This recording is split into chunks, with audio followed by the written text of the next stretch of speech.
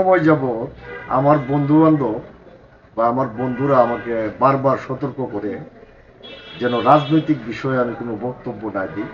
তারা বলে যে তুমি কবি মানুষ, তুমি সাহিত্যিক মানুষ, তুমি অনুবাদক মানুষ, তুমি গীতিকার মানুষ, তুমি তোমার জগৎ নিয়ে ব্যস্ত থাকো, তুমি কেন রাজনীতি নিয়ে ব্যস্ত থাকবে।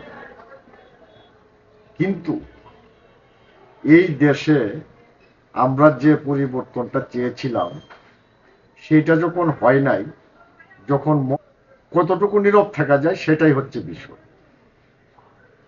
আজকে দেখেন, একটা কর্তৃত্ববাদী সরকারের পতনের পরে আমরা ভেবেছিলাম এই দেশে একটা ন্যায় বিচার প্রতিষ্ঠিত হবে, বিচার হবে, বিচারহীনতার সংস্কৃতি থেকে আমরা বেরিয়ে আসব, সংস্কার হবে রাষ্ট্রে। আর কেউ যেন এরকম দানব হিসাবে, কর্তৃত্ববাদ হিসাবে কেউ যেন তৈরি হতে না পারে, সেই বিষয়টা এই দেশের জনগণ চিন্তা করবে। এবং যারা রাষ্ট্র ক্ষমতায় গিয়ে যাবেন বা গিয়েছেন তারা সেগুলি নিয়ে মাথা ঘামাবে। এই যে আমাদের ভাই উসমান হাদি, তাকে হত্যা করা হইল, হত্যা করার পরে এইটার বিচারের কোনো ব্যবস্থাই নেওয়া হইল না, ভালোভাবে তদন্তই করা হইল না।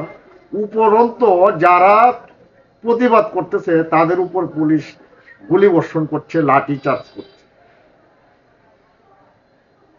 তাহলে আমরা কতটুকু সংস্কার পাইলাম, কতটুকু আমাদের পরিবর্তন সাধিত হইল এই সমাজে, সেটা এখন ভেবে দেখার বিষয়। এই যে নির্বাচন আসছে সামনে, তাহলে এই নির্বাচনের মাধ্যমে কি মানুষের জনগণের মুক্তি ঘটবে? সেটাও একটা প্রশ্ন।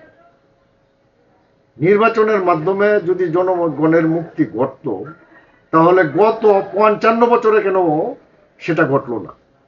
কেন বারবার এই দেশের মানুষের জীবন দিতে হচ্ছে?